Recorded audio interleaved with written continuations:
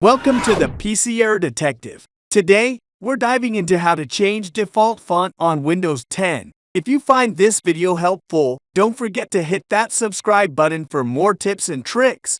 To start, press the Windows plus I keys together to bring up the settings window. From there, navigate to Personalization to access the customization options.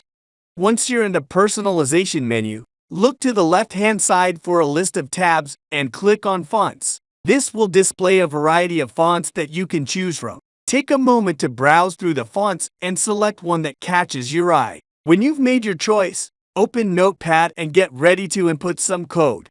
In Notepad, paste the following registry code. Be sure to replace new font name with the exact name of the font you selected earlier. Now, let's save your work.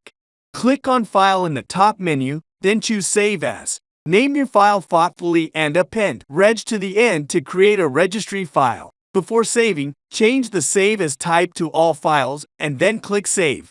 Next, locate the file you just saved, right-click on it, and choose Merge from the context menu. A prompt will appear asking you to confirm the changes. Click Yes to proceed. A message from the registry editor will pop up confirming that your changes have been successfully made. Click OK to close this message. For the changes to take effect, you'll need to restart your computer. Once you do, you'll notice the new font applied right on your desktop. And that's it. Thank you for watching and see you in the next video.